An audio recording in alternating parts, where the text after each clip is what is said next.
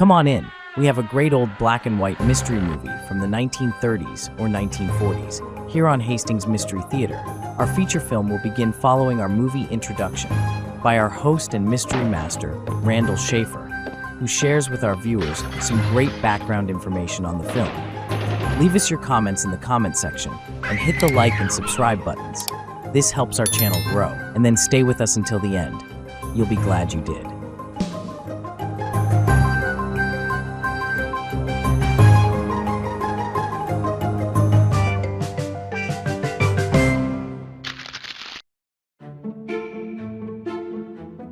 Coming soon to Hastings Mystery Theater. X marks the spot. It's a 1931 mystery drama. The story begins in 1923. After an accident, a newspaper reporter needs to raise $5,000 to pay for an operation, otherwise his young sister will be crippled for life. 8 years later in New York, circumstances conspire to place the reporter as the #1 suspect in the murder of a showgirl. With no witness or alibi, the reporter devises a plan to smoke out the real culprit. Don't miss X marks the spot. Good evening. Welcome to Hastings Mystery Theater. I'm your host and mystery master, Randall Schaefer. Tonight, the corridors of mystery take us to 1939 for 20th Century Fox movie, Mr. Moto Takes a Vacation. Mr. Moto films are more Indiana Jones than mysteries. The villains are known immediately, and the prize is often an archaeological treasure. Mr. Moto is of American-Japanese ancestries. He attended Stanford University and set their pole vault record in 1921. Now he is middle-aged, but still a judo expert and comfortable with a variety of weapons. Unlike his Asian detective counterparts, Charlie Chan and Mr. Wong, Mr. Moto is willing to engage in fisticuffs and never regrets killing a villain who richly deserves it. There is no Oriental inscrutability in Mr. Moto. He is one tough guy with an American attitude toward justice. Peter Lorre plays Mr. Moto, and he is always excellent in this role. It is the role for which he is best remembered. All 8 Mr. Moto movies starred Peter Lorre, who was born in Hungary in 1904. In 1931, he appeared in the movie M, in which he played a psychopathic killer who preyed on little girls. The movie was a sensation, and Peter Lorre's movie career was assured. As the Nazis rose to power in Germany, Peter Lorre came to Hollywood. He was still learning English, so movie roles had to be carefully chosen. The Mr. Moto series gave him 2 years of steady work. But when Japan invaded China in 1937, America saw the war clouds heading their way and wanted no part of anything Japanese, and neither did Peter Lorre. He wanted out of the series, so 20th Century Fox dropped the Mr. Moto series in 1939. In 1941, he appeared in The Maltese Falcon. In 1942, he appeared in Casablanca. He was a busy actor in mid-1940s, but his career went into decline in the late 40s. Peter Lorre found sporadic work until he made his final movie in 1964. He died in 1964 at age 59. In tonight's movie, the newly discovered crown of the Queen of Sheba is the target of multiple gangs of bad guys who will kill to get it. But Mr. Moto wants to give it to a museum. Let's see if he can do that. Let's return to 1939 and enjoy Mr. Moto Takes a Vacation.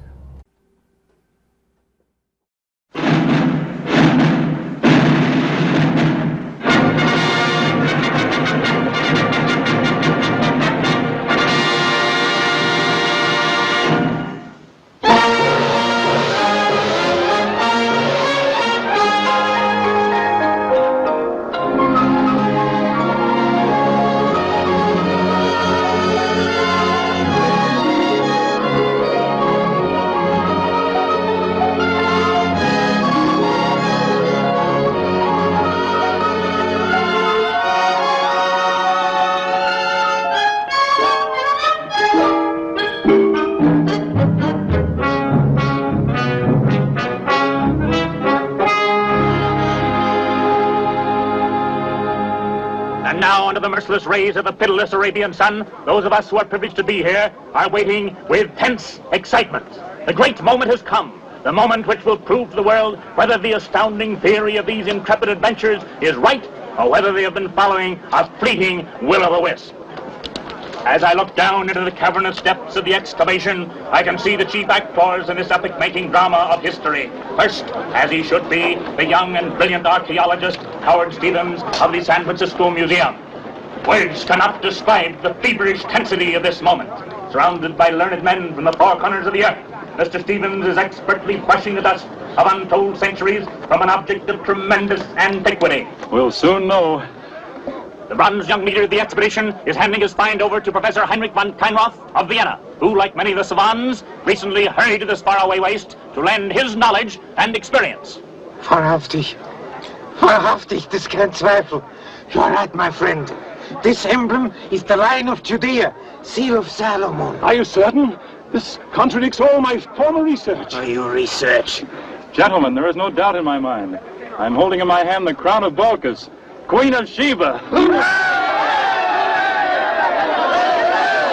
Think of it, ladies and gentlemen. After 3,000 years, uncovered before my very eyes, the fabulous crown of the Queen of Sheba. My friend, you have unearthed a symbol priceless to seekers after knowledge like ourselves. But keep in mind the immense worldly value of these jewels. Guard them as you would your life. Don't you worry about it, Professor. Until we get it aboard ship, Prince Sulate and his men will look after it. After that, it's my responsibility. Surely no modern collection boasts such jewels as these. Even the emeralds of His Highness, the Aga Khan, cannot compare with them. هلالة رجالنا الجريدة بعض ناطرين برا. The journalists are still waiting, Mr. Stevens. Shall I send them away? No, I'll see them, but not in here. I won't be long. Responsibility lies more heavily upon Mr. Stevens than he cares to admit. Uneasy lies the hand that bears a crown. He would be less uneasy if he knew that you were here to guard it, Mr. Moto. You see, I was in Cairo when news came of Mr. Stevens' discovery of this ancient site. My sudden visit here was in the nature of a gamble, which has been justified by the finding of this crown. Still, you leave me in the dark, Mr. Moto. I cherish the hope that this priceless and exotic treasure will lead me to a certain genius in a world of crime. You believe a criminal is here, in this expedition? I hardly expect him to be so obvious or so clairvoyant. But sooner or later he will come to wherever this crown may be. It appears to me that you're still gambling, Mr. Moto. Jewels such as these are certain to attract many thieves, but it doesn't follow that your man will be among them. You are in error, Prince. This certain man will be compelled to make an attempt. Compelled? Yes, by his own mind. He's psychopathic, kleptomaniac upon a grand scale. The more unattainable the object, the more determined he grows to possess it. You may remember the daring theft of certain jewels some time ago from the Tower of London. But that was the work of, what was his name? Metaxa. Oh, he's been dead several years. I do not think so. There have been several unsolved cases in the past few years which, to my humble mind, bear unmistakable signs of Metaxa's handiwork. So now Professor von Kleinroth accompanies the crown of Sheba wherever it goes. Oh, no. With your assistance, the professor returns to Vienna, most inconspicuously, but aboard the ship, which carries the crown to America, will be a Japanese tourist, Mr. Shimako. Mr. Shimako, I might add, is clean-shaven.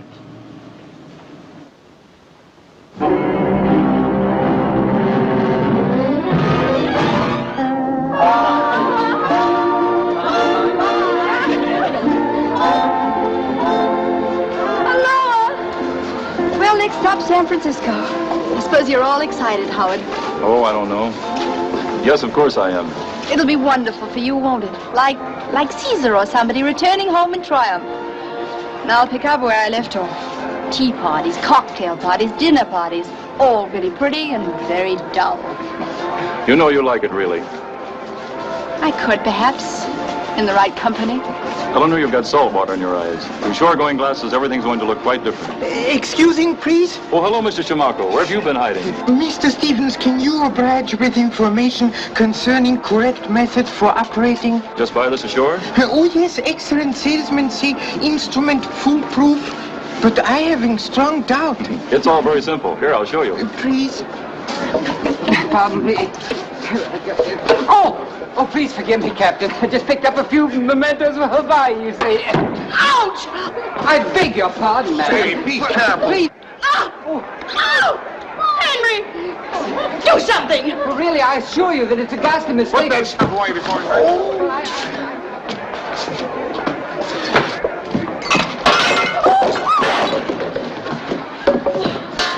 Trusting you not injured. Not seriously, I hope.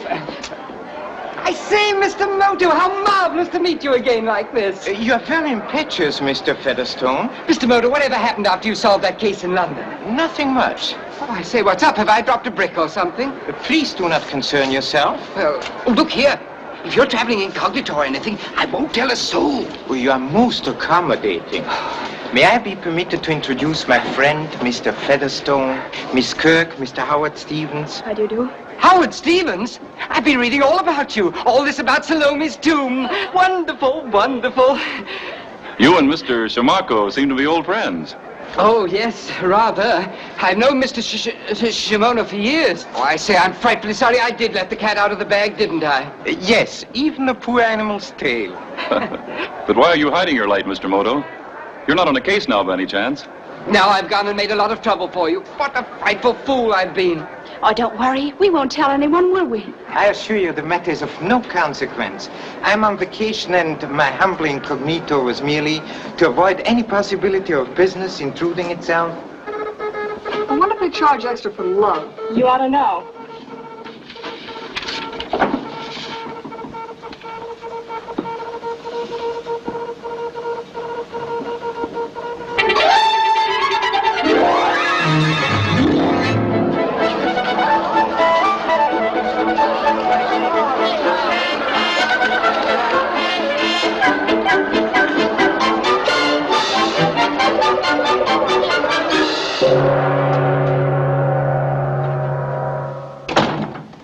It's a message for you, Joe, from Wendling.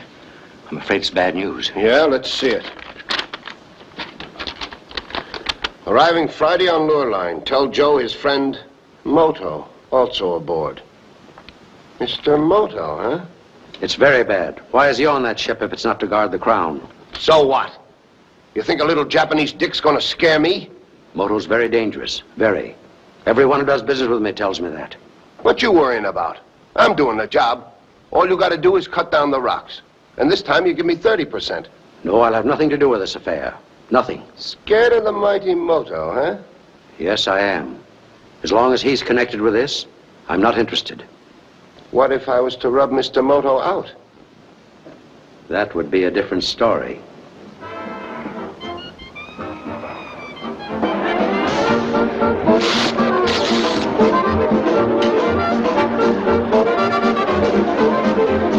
I say, Mr. Moto, can you keep a secret? It will be my earnest endeavor to respect your confidence. As you know, I happen to have certain links in Scotland Yard. And my uncle, remember? Oh, yes, Sir Hector. How is he? Splendid. He's assistant commissioner, you know. Would you gentlemen care for something to drink? I wish you'd go... Oh, I beg your pardon. Mr. Moto? A glass of milk, if you please. Yes, sir. And do you, sir? I'll take lime juice and soda. Do you think you should, sir? Remember you're driving. Well, Uncle Hector told me. I say, what did that fellow mean by that? Please continue. Have you ever heard of a super criminal called Metaxa? Metaxa? But the name does seem to strike a chord of memory. Well, he's on the record as being dead. But Uncle Hector thinks he's still alive, lying low in America. Oh, so?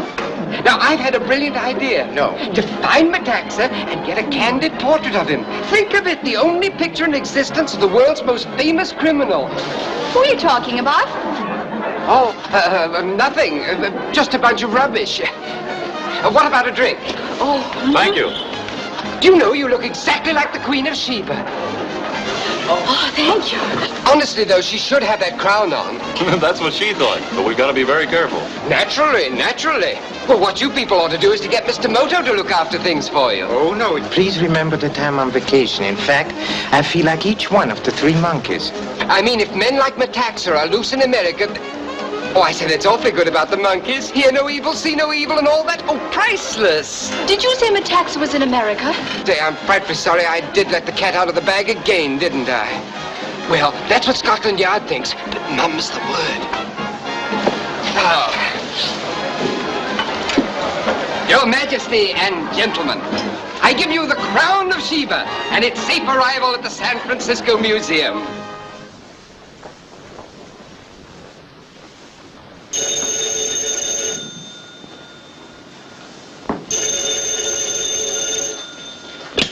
Fremont Museum. This is the curator's secretary speaking. I'm sorry, but an interview now is quite impossible. Professor Hildebrand's leaving for the docks in a few minutes. Perhaps tomorrow.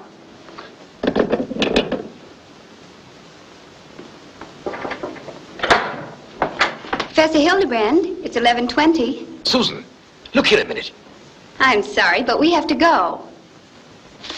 These are all pretty snappy, aren't they? Don't you realize we have to start? Uh-huh. Anxious to see the romantic Mr. Stevens again? I don't understand you. The most exciting day in the history of the museum, and you sit here choosing neckties. Haven't you forgotten that Henrik Manderson is calling for us? He's late as usual. We should take your car now. No, I think we'll give him a little more time. Hildebrand, what's the matter with you? What are you doing? I've been sitting outside in the car waiting for hours. My dear Manderson, we've been waiting for you. Morning, girl. Good morning, Mr. Manderson. Perhaps you can make him hurry. No, he's impossible. Forever trying to be a young man again. Just look at that. Just look at that. Ah, don't be such an old ranter. There's no harm in a man trying to look his best. Won't make any difference in your case. Come on, girl. Come on. The boat's due now. Never mind. I can walk along. How about a little news to the press? How about it? May I have your autograph, Mr. Stevens? And don't say best wishes. Professor Hildebrand, are you alarmed by the superstition alleged to be connected with the crown? Certainly not, and that's Hildebrand. Oh, I'm sorry. Mr. Hildebrand. Howard, it's wonderful to see you. Susan, how are you? Introduce me, please, Howard. Oh, yes, of course. Susan, this is Miss Eleanor Kirk, a fellow passenger of ours. This is Miss French. She's really the mainstay of the museum. How nice. That armored truck over there is about to transport our treasure to a specially constructed vault in the museum. I say, this is all frightfully exciting, isn't it? Oh, that chap with the weapon looks as if he means business.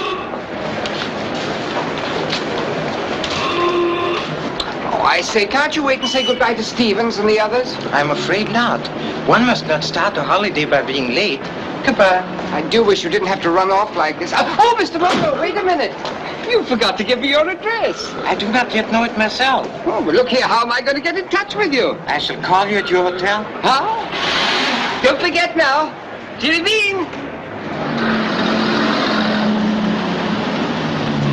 Follow that cab, quick.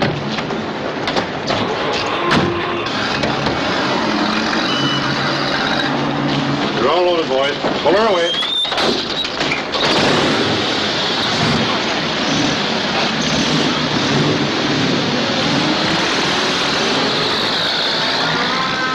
Howard, you haven't forgotten your promise to me, have you, that I'm your personal guest to the great unveiling? Of course not. I haven't forgotten. Goodbye. Come on, I want to go to the museum and see all that stuff unloaded. Well, everybody, how about a little cheerio at a local tavern? A spot, you know, on me, of course. Well, it's about time.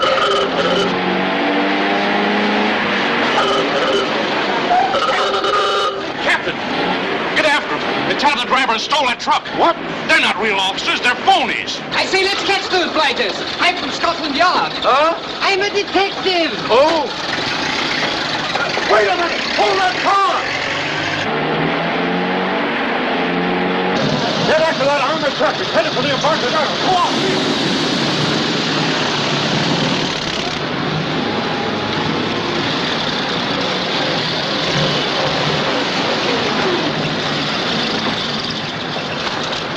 Make it snappy.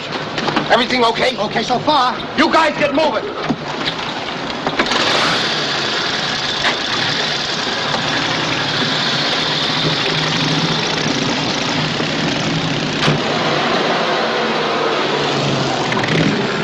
Hurry, can't you? Be careful. Look out!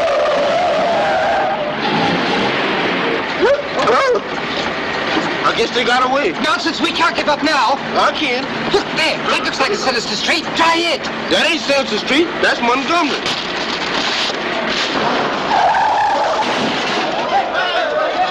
Where did you learn how to drive? Why didn't you put on the brakes? I ain't got none. shut up and back that jalopy out of there. Can't back neither. Look here, my good man, you keep a civil tongue in your head. No wonder you chaps have so many accidents. You all drive on the wrong side of the road. No, a smart. Never mind, Joe. Let's get going.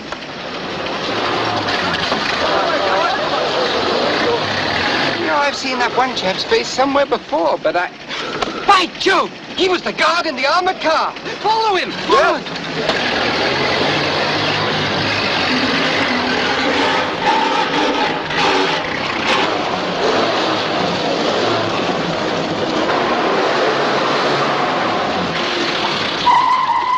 They went in there. They look mighty mean. I'll stay here and reconnoiter. Don't get hurt doing it. You go and fetch the bobbies. Yeah, I'll get the police too.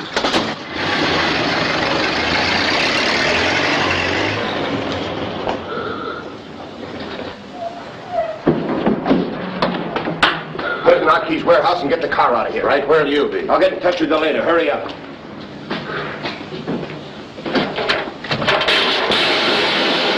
Come on out of there and keep your hands up.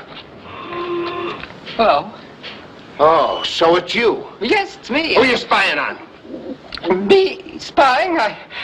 Oh, no, I'm just an innocent bystander. Standing by. There you go, man. Look out!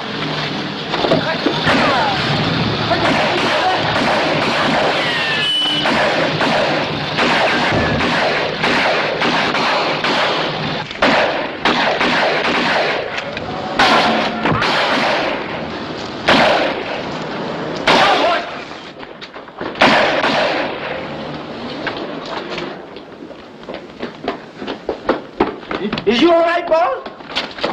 I think so. Well, we got two of them anyway. Here it is, Sergeant. Nice work, man. Well, you and your friend did a pretty good job. We saved the crown and only one man got away. Look here, Inspector. That man was the ringleader, and I got a jolly good look at him. Oh, you did, eh? Could you identify him? Rather, I'd know him anywhere. Declared Mr. Featherstone stoutly.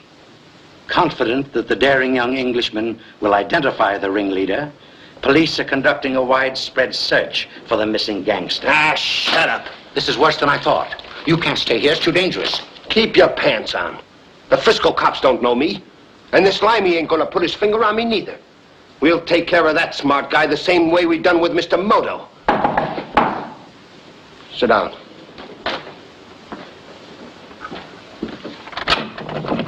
Oh, it's you. You've been long enough. What happened? Well, I got here as soon as I could. The whole police force is out tonight looking for you. Never mind that. Did you follow my orders? Well, don't get sore, Joe. I tailed Moto from the pier, but before I could get him, he drove up to the city hall. Yeah, and? He went out to lunch with the chief of police. So Moto's still alive? Well, it's not my fault. By that time, the news came out about Joe's running with the cops. I was lucky not to get picked up. I told you I didn't want anything to do with this unless Moto was eliminated. Now, both of you leave here. At once. Wait a minute, Chisler.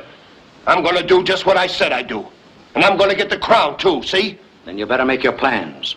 Because at the moment, it's very unwise for you to remain here. I'll be downstairs closing the shop. See me before you leave. Now listen, I ain't leaving here. You call Tony and Nick. We've got to get that Limey and Moto. And no more mistakes, see? 耶穌到你都不限係高人嘅生權， Praise the Lord. 而且高人與思考啊！ Amen. 今晚好歡喜，你咪睇先聽到耶穌嘅道理。 Hallelujah. 耶穌嘅道理真係好嘅。 Praise the Lord. 耶穌呢嗱高人生， Amen. 教幾人思考。 Hallelujah. A bag of blacksmith's beef? Praise the Lord. Please, thank you. Like some? Amen. 今日呢，我跟耶穌呢， Me too, please. Oh, excuse me. Thank you. 救我。 Praise the Lord.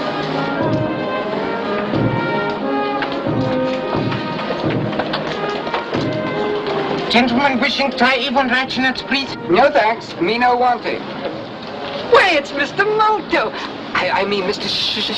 Marco. Shimarko. You see, I haven't forgotten your alias. A Featherstone never forgets. Try one? Oh, thanks. I rather expected to find you here. You did? Oh, yes, every tourist first visits Chinatown. I say, what an extraordinary day. Did you happen to read about my adventure? Yes, indeed, which is my reason for wanting to find you. Well, that's funny, because I've been looking for you. There, see for yourself.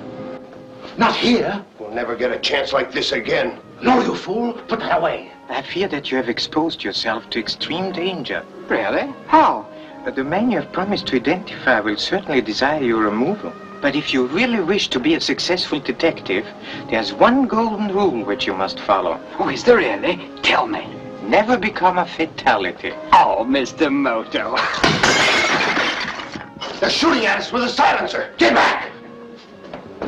Somebody just ran out. That shot came from the inside. No, from the opposite direction. Observe. Come on. Let's catch him.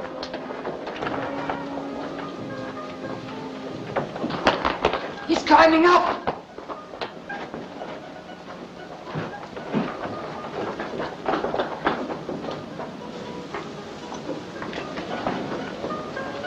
He's running along the ledge. Get back.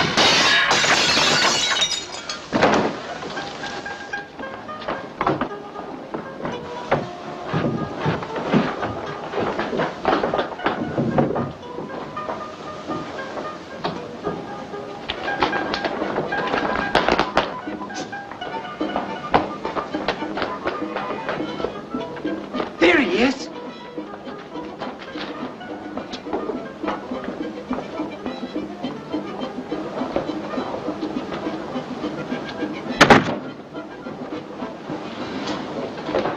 Help me up, will you? It's too late, my friend. But your Uncle Hector was right. Metaxa is in America. Do you believe that was Metaxa? Undoubtedly. Such phenomenal agility carries conviction. Do you think the ruffian who tried to steal the crown at the pier was Metaxa? Definitely no. The methods are far too different. I say, they'll have to be awfully careful who they let in the museum tomorrow.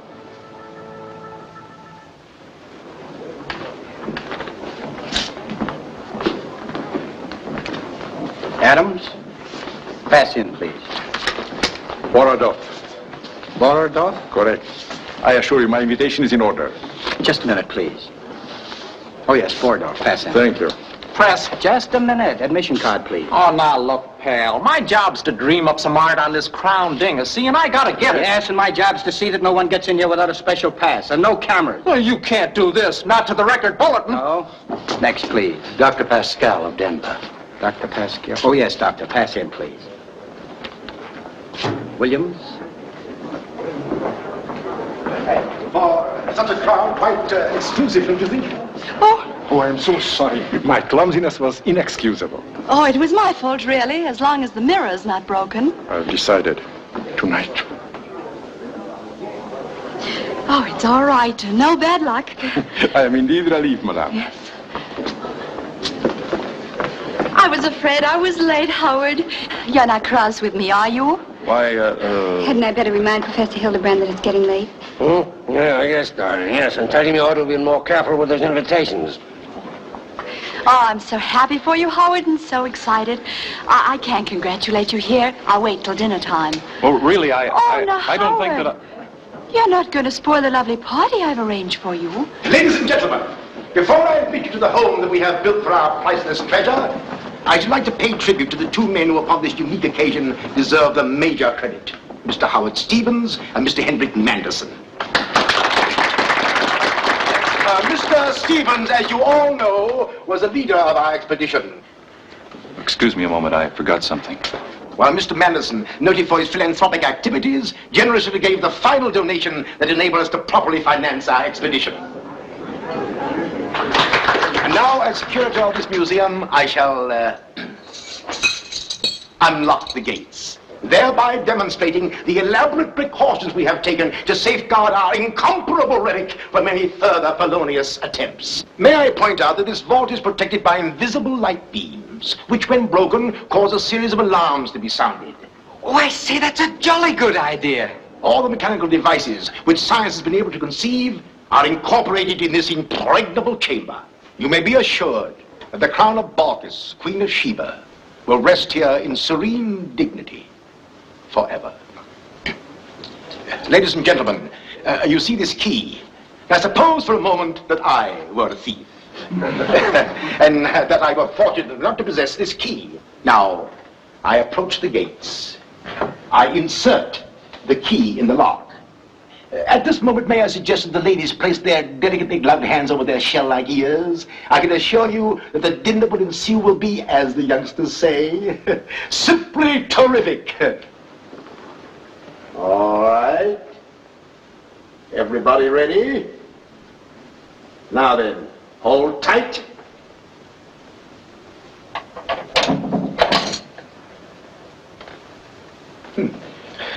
Something must have... Oh, well, we'll see what happens when I open the gates.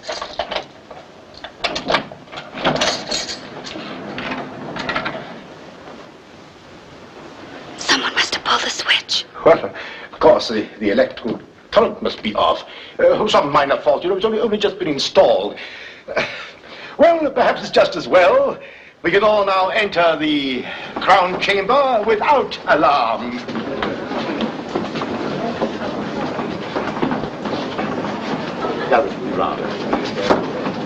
Ladies and gentlemen, behold the crown of Sheba's queen. I will now leave you to admire our treasure at your leisure. Thank you.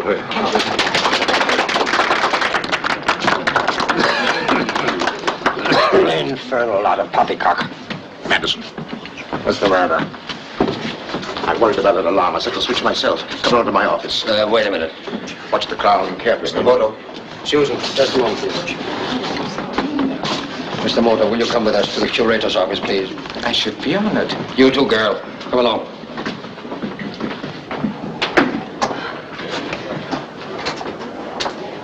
Have you made certain of Stevens? Don't worry, I will.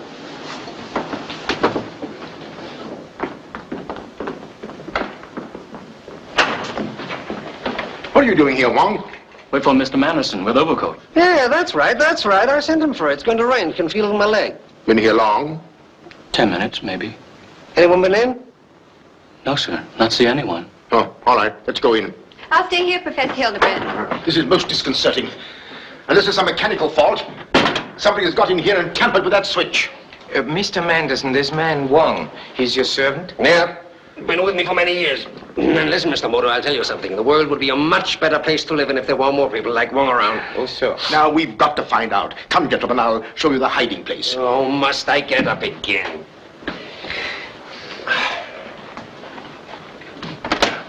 Quite ingenious, what? My own idea. There, you see? Somebody has disconnected it. I should not make the contact now, Professor. Remember the shell-like ears? Oh, of course, how foolish are we? We must get rid of those visitors. But who on earth could have possibly done this? If you hadn't smeared your paws all over that handle, Mr. Moto, you might have got some fingerprints. Oh, dear, what a great big zany I am. That's right. How dare you? May I ask how many persons besides ourselves know the location of this switch? Only Mr. Howard Stevens and the men who installed it, of course. And Mr. Stevens has been associated with the museum for a long time? No. As a matter of fact, he's only been connected with us since the expedition was first organized. Now, wait a minute. Wait a minute, Hildebrand. Stevens has an excellent record. Excellent, Mr. Moto. That's why Professor Cornwall hired him. And I told you I told you 50 times there's a confounded raft in this room. But didn't you engage Mr. Stevens, Professor? I was only appointed curator when Professor Cornwall was taken from us. Rest his soul. I see. The young lady, your secretary, does she know where the alarm is concealed? No. No. Miss French could have known, but she herself expressed the wish that the knowledge should be strictly confined.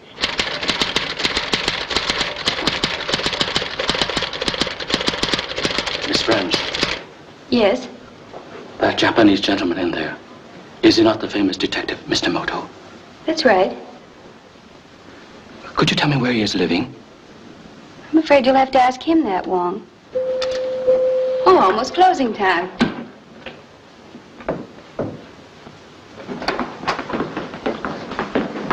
I'm leaving now, Howard.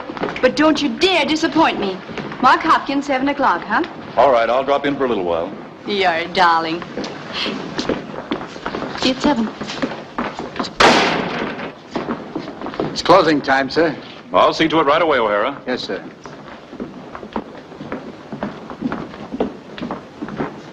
Frightfully fascinating. What? I'm sorry, ladies and gentlemen, but we'll have to ask you to leave in a few more minutes.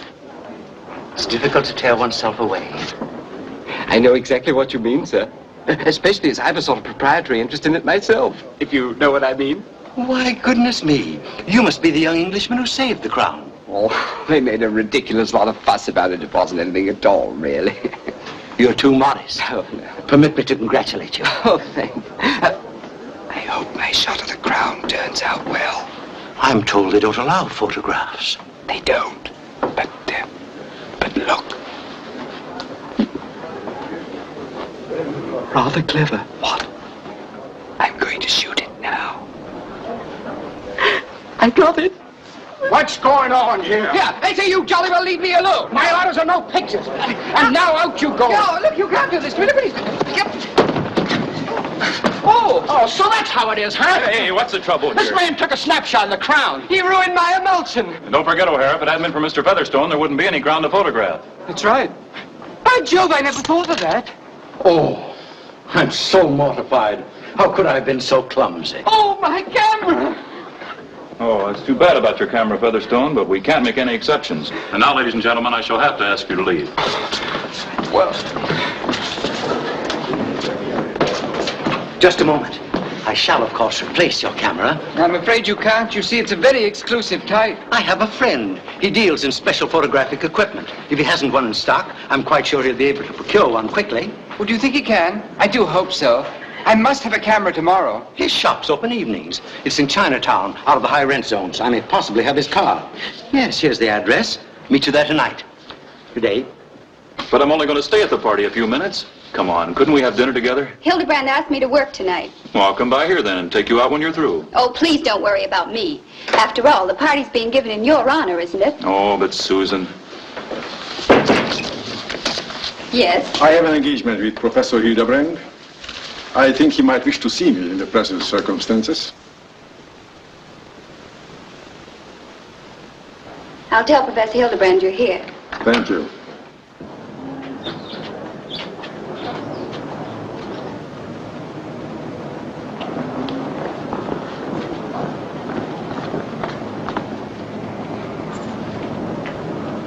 And you know, of course, Mr. Moto. I did not anticipate this pleasure, Mr. Moto. I am, in a modest way, a member of your profession. So the professor has informed me. Mr. Barloff, a very distressing incident has just occurred. Nothing serious, I hope? Excuse me, please. May I be permitted to ask Mr. Stevens a question which seems pertinent? Why, of course. Did you by any chance disconnect the alarm switch before the ceremony? Well, certainly I did. I thought it might scare the pants off the visitors. What? Oh, why didn't you tell me? Well, I'm sorry, but how was I to know you wanted to demonstrate the thing? Ladies and gentlemen, I assure you, the dinner will be simply terrific.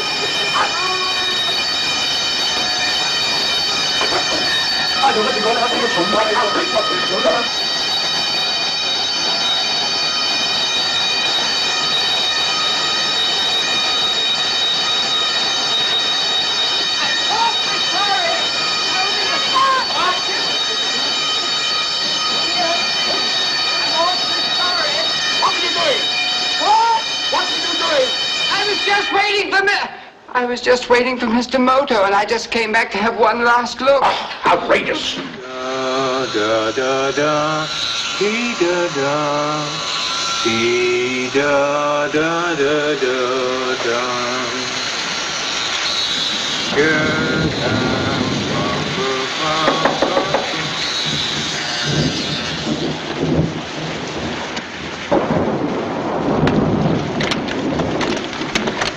Your cigarettes, Mr. Moto.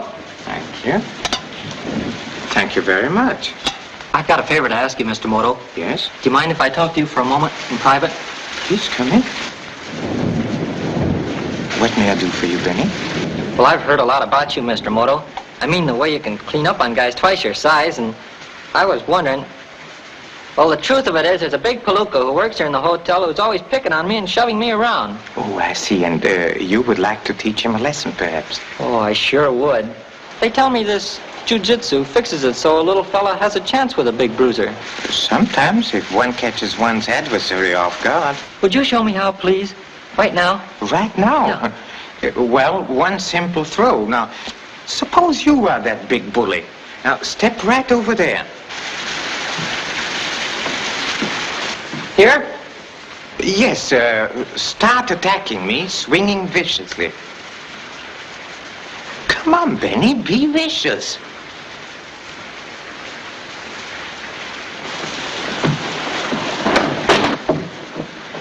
Gee, do you mean I could do that to Butch? Undoubtedly, with the proper leverage. Excuse me, Benny? Yes, speaking. Who is this? Mrs. Wong, Mr. Manderson's servant. I met you in the museum this afternoon. Yes, Wong. What is it? Can you not tell me now if it is so terribly urgent? Not over telephone. I must see you tonight. It concerns the case you're working on. Very well, and where shall I meet you? At the Laughing Buddha restaurant. The Laughing Buddha restaurant. I shall be there as soon as possible. Excuse me, I have to leave at once. You going out to detect something? I hope so. Boy, I'd sure like to help you sometime. Perhaps. Sometime.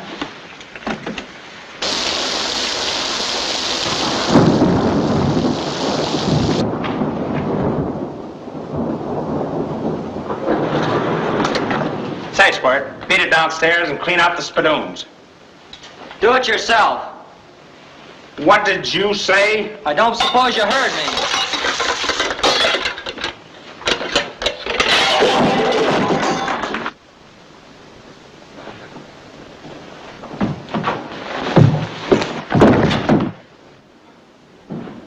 What happened?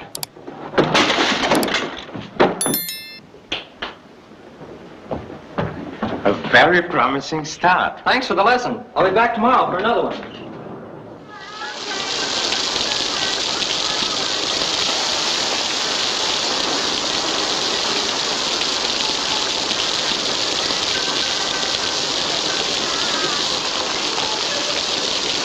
I beg your pardon.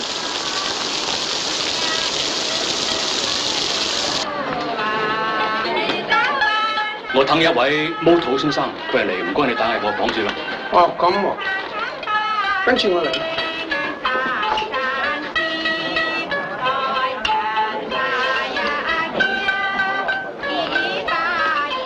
聽日唔好俾人阻住我哋嚇。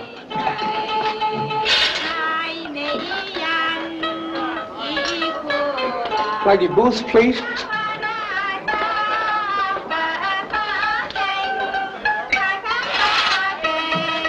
Attends. 你位咩先生？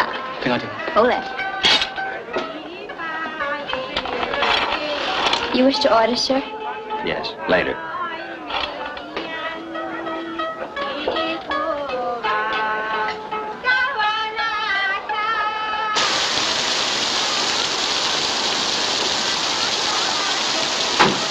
I beg your pardon, sir, but I've been attacked and robbed by ruffians who have relieved me of my wallet. It's very embarrassing, but I need a little car fare to get to my residence. Certainly. Where do you live? In Liverpool. Oh, so? This will assist you to begin your journey. I thank you, sir, and you will get your reward in heaven. Lady Booth, please. I'm expecting to meet a friend here, Mr. Wong. Mr. Wong? Oh, yeah. Come this way, please.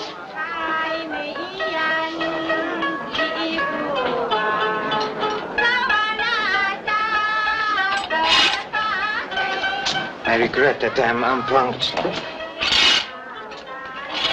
你教我嘢未，先生？喂，張菜單呢？ What happened? Mr. Wong is quite dead. You killed him? No, he was killed from in there. Step aside. Who was in here? A man. A white man. He came in right after Mr. Wong. What did he look like, please? I couldn't tell. He kept his hat on and his coat collar up. He had the strangest eyes. Oh, so? Quit that, you like it, huh?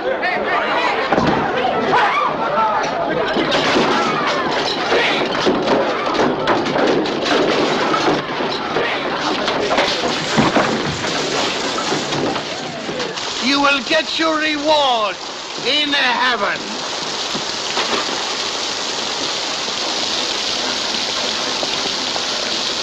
I say, could you tell me? Why, it's Mr. Shamarko. Funny how we keep bumping into each other. Mr. Featherstone, you are ubiquitous. Am I really? Well, I'm looking for 240 Grand Avenue, but I don't seem to be able to find it. Probably because this is Sacramento Street. Sacramento Street? Fireworks. Well, this weather does make everything seem a bit sinister, but I wonder if you would help me find the place? Certainly. Now listen, Joe, I tell you he's trying to double-cross us. If he isn't, then why did he go to the museum this afternoon when he had told us he's going to Oakland on business? Oh, he did that, did he? Yeah. I followed him. I've had a hunch all along he was just using us to do the dirty work. Go tell Mr. Perez I want to see him. Now? Yeah, now. What's the use of putting things off? Say I've got something very important to say to him. Okay.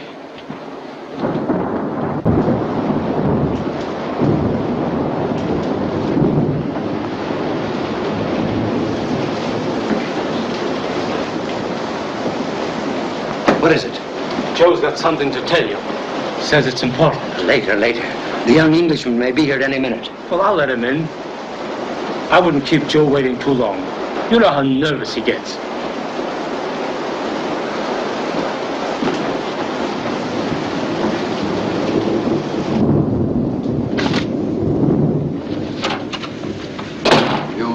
You have a message for me?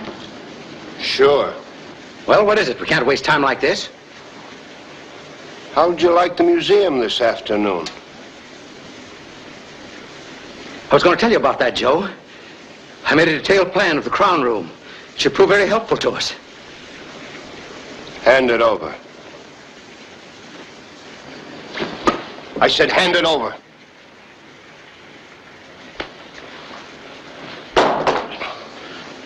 You're making a mistake, Joe. I arranged with the Englishman to come here tonight. As soon as he's out of the way, then you can proceed. Give me the map. You'll find it's complete, even to the location of the light beams. Thanks. What's the matter with you, Joe? You gone crazy? Try to double-cross me, will you? No. I wouldn't do that, Joe. Don't, Joe. Don't, Joe. I guess you had to learn sometime.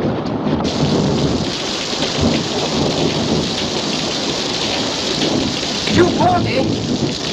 I said, you realize where we are? What an amazing coincidence. Perhaps contrivance would be a more suitable word. Would it? Why? I will ask you a question. Who directed you to this place? A nice old gentleman I met in the museum. He broke my camera. We made an appointment to replace it. Oh, so? He's outside now, and Moto's with him. Yeah? Do you understand that you are the only person who can identify that gangster who stole the armored car? Yes. This is undoubtedly their rendezvous. What? Taxi! The Fremont Museum, please, quickly.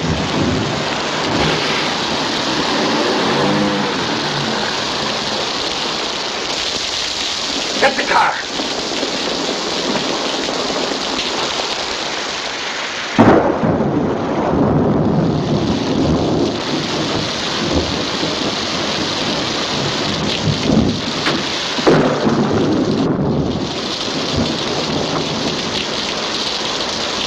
Looks awfully dark. I don't think there's anybody here. What do you want? I'm Mr. Moto of the International Police. We wish to come in. My business is urgent. Oh, yes, I remember you. You were here this afternoon. That's correct. So were you. Come in. Bad night. I suppose you want to see the curator. Professor Hildebrand is here? Oh, yes, he just came in. He'll be glad to see you, all right. He's got the jitters about that crown. May I suggest that you notify the police to have the museum watched? I suspect there will be an attempt to steal the crown tonight. Yes, sir, I will, sir. Just as soon as I show you to the curator's office. Thank you. I know the way.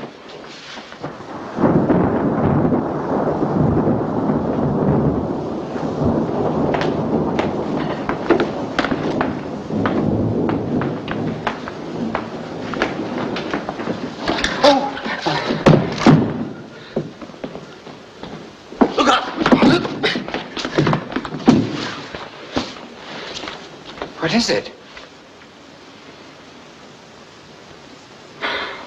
Footprints, by Jove. You're very perceptive, Mr. Featherstone. I see Mr. Moto. Do you really wish to be of assistance? You bet your boots I do. Come with me over there. Station yourself right here. I could trust no one else. Remain silent and inconspicuous and watch. Stay here, don't show myself, and watch. It's correct. Mr. Moto, yes. If I do see anything, what shall I do? Inform me immediately. I shall be in the curator's office.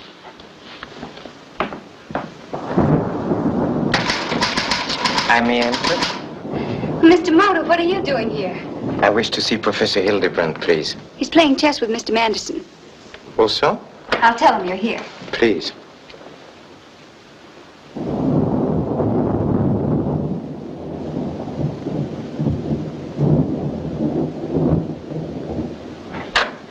Right this way, please. Didn't expect you to move that knife, did you? Infantile play. Good evening. Well, this is a surprise, Mr. Moto. We are kind of keeping vigil, as you might say. Excuse me. Your move. Oh, leave me alone. I can't play chess with these constant interruptions. Forgive the intrusion, gentlemen, but I have some sad news. Whatever do you mean? The news is from Mr. Manderson. I regret to inform you that your servant Wong is dead.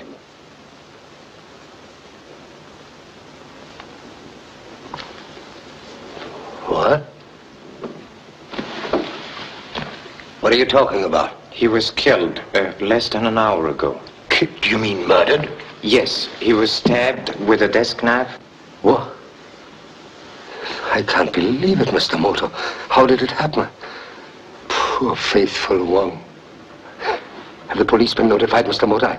I must call them at once. I understand that my news is a shock, Mr. Manderson. But how did you find it out, Mr. Moto? Hello, operator. How did you find it out? Where did it happen? Hello, operator. What is the matter with this infernal thing? Hello. Someone deprived this instrument of all utility.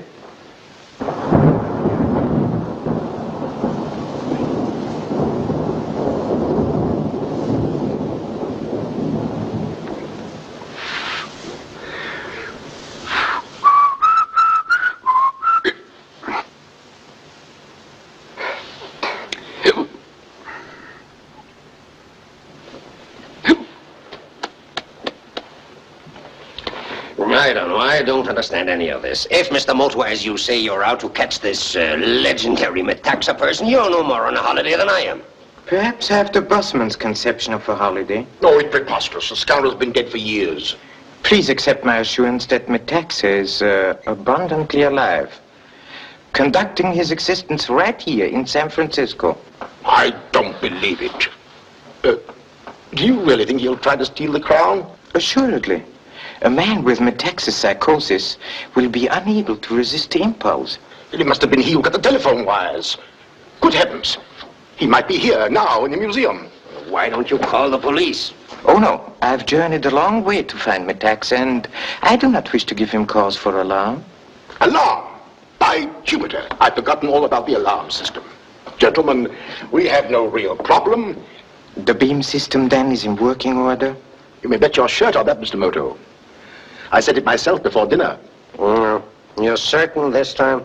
Of course I am. I don't make a mistake twice, Manderson. But to satisfy you, I'll show you. There.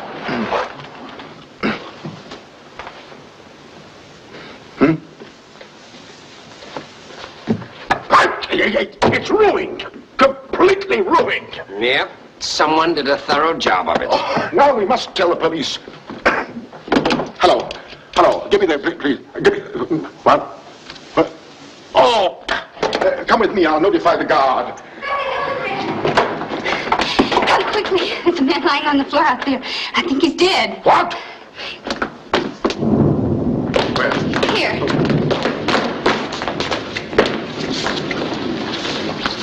Why, it's Mr. Featherstone. Yes, he came in with me. Well, is he alive? Indeed, yes. Purely a temporary concussion. Susan, did you see anything? Why, I heard a noise, looked out, and saw him lying here. Then I distinctly heard someone running away. And from what direction did that sound proceed? Right from the doorway there. Oh, so?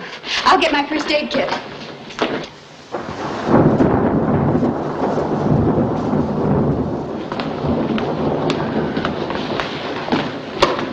Mr. Stevens, may I ask what you are doing here? I might ask you the same question. I just came by to pick up Miss Fringe. What's happened? Oh, this is all a lot of tomfoolery. Can't you call a doctor for that boy? There's nothing the matter with Mr. Featherstone that an aspirin cannot cure. Mr. Stevens, would you be of material assistance by carrying him into the office?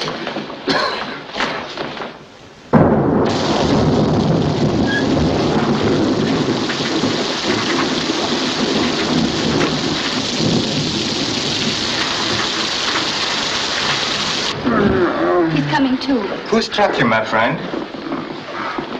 Metaxa. What? Metaxa is in America. One golden rule to follow, never... Hildebrand. Hildebrand, what are you standing there for? What are you waiting for? Why don't you call the watchman? Yes. I think it would be more desirable were we to ask Mr. Stevens to come into the inner office for a little chat. Me? Am I right in assuming that you think I socked Featherstone? Step inside, please. Yes. Be so kind as to tell me when he recovers.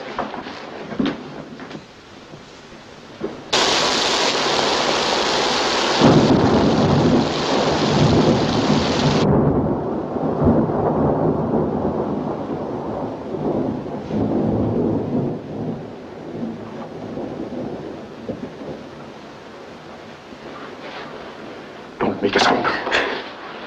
Where is the switch to the alarm system? You have nothing to fear if you tell me. Why? It's on the other side of the desk. You'll have to let me get over there. Come on.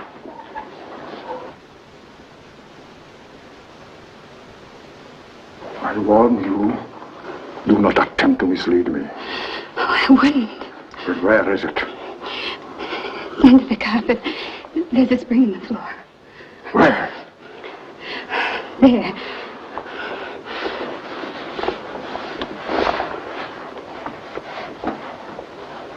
I see nothing. We have to roll back the carpet.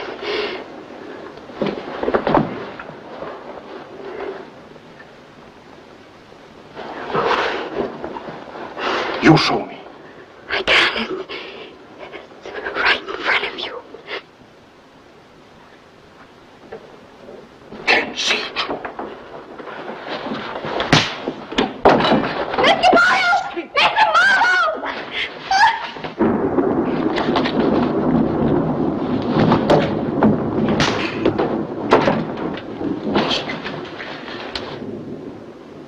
Congratulations, Miss French. And Mr. Stevens. Well, it's Molotov. Well, what does it mean? Is he Metaxa? He tried to find out where the alarm switch was. Uh-huh. You're Bolshevik. Borodov is a criminal, but not of Metaxa standard.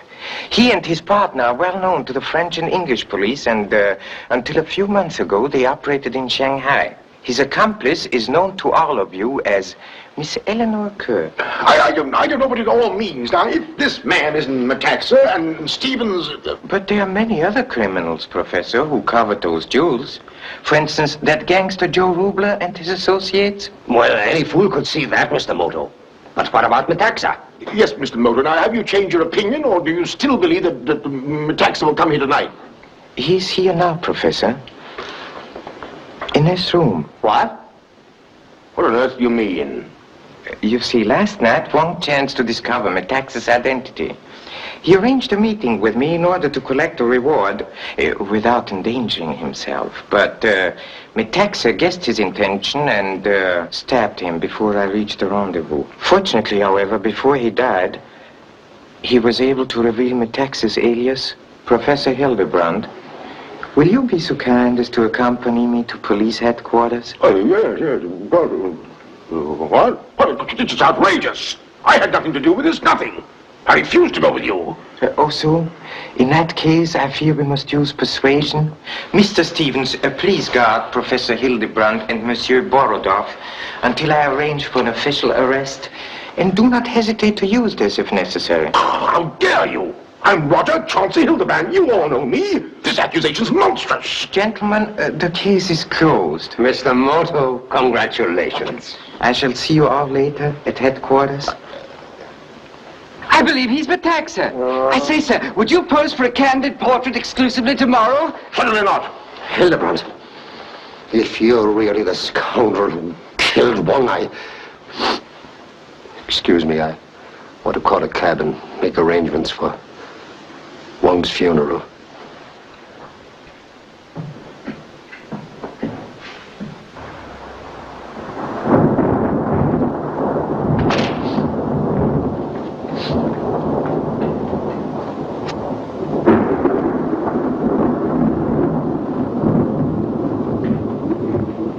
What are you waiting for? There's somebody in there.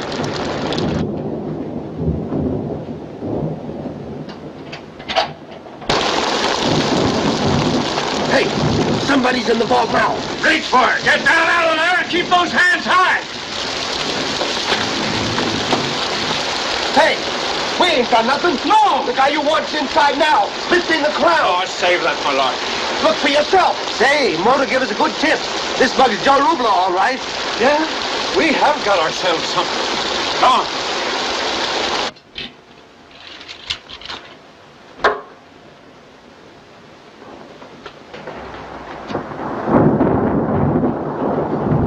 One moment, Mr. Manderson. I regret that I must ask you to put down your weapon.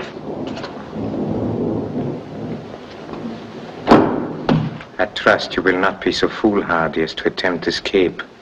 Escape? From you? My dear Moto, I know your reputation far too well. You may drop your characterization now, Mr. Metaxa. Oh, yes, may I have the crown, if you please? You are very clever, Mr. Moto. I flattered myself that I had completely hidden my identity, but I see that my sense of security was false. Please remain where you are. It would be most distasteful to me should I be obliged to shoot you. Excellent makeup, Mr. Metaxa. Thank you. Perhaps you would be so kind as to remove it, so that I might acquaint myself with your true appearance. Certainly, Mr. Moto. It'll be a relief to be rid of it. I understand. My particular aversion is beards. They itch.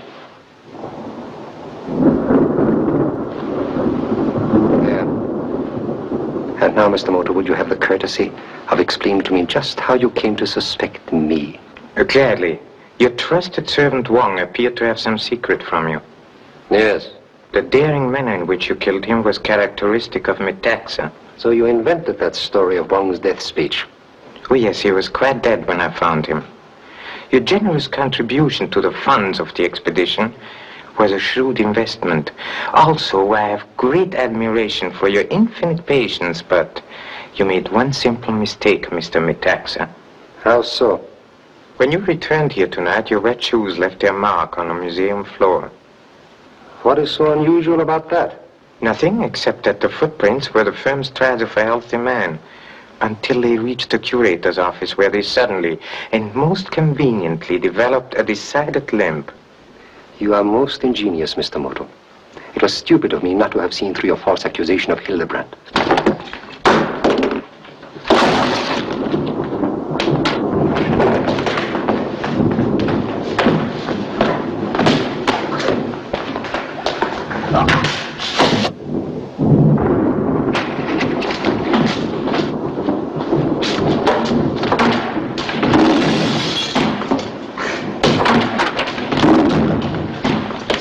Get back there.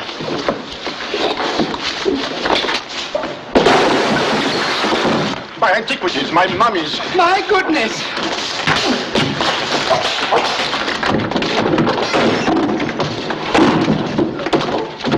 Mr. Moto needs me. I am coming, Mr. Moto.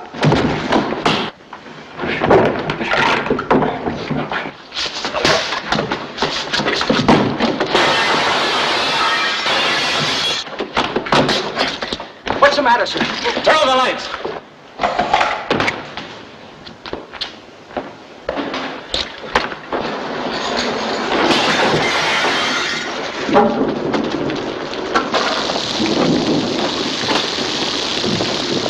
O'Hara, watch this man. Watch him. And now, Mr. Metaxa, if you have no more tricks to play, perhaps you will capitulate?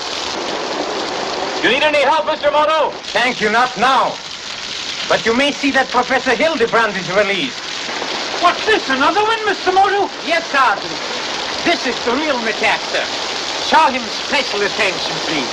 You will find a Mr. Borodov on the guard in the museum. He'll make a force should they wish to play bridge. Oh, Mr. Stevens, may I suggest that you place the crown in safe hands until the alarm system is repaired?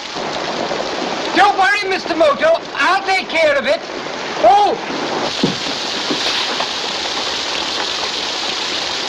I'm awfully sorry I dropped it, Mr. Moto. Oh, well, perhaps I was not meant to have a vacation.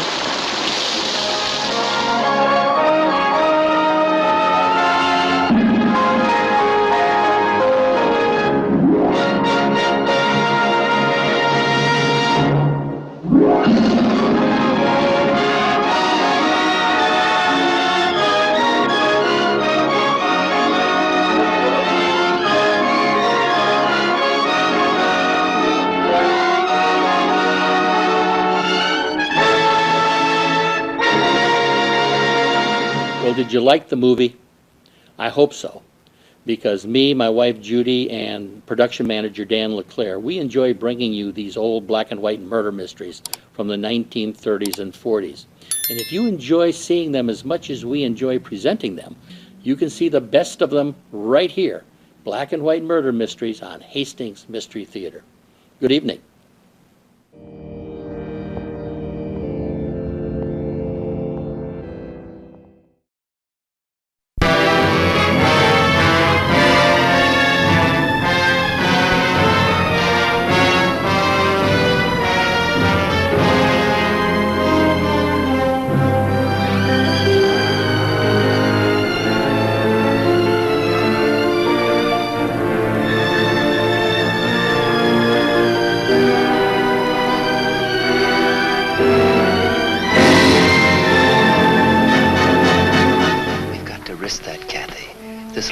Ideal moment. I don't think Lucky's shown up yet tonight. What's the combination? No, Marty. That's my job. Now may I have the box and the letter? Remember, Catherine, you promised me to be a good girl.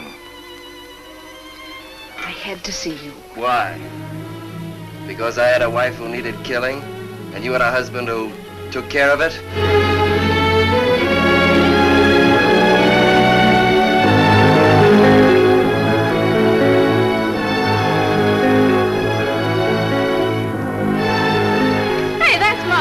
What are you trying to do? Start something? Let's go up this guy.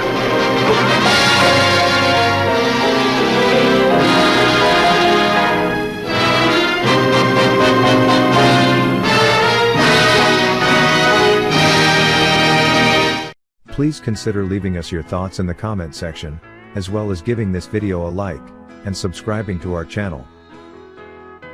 Also, check out the link in the description below.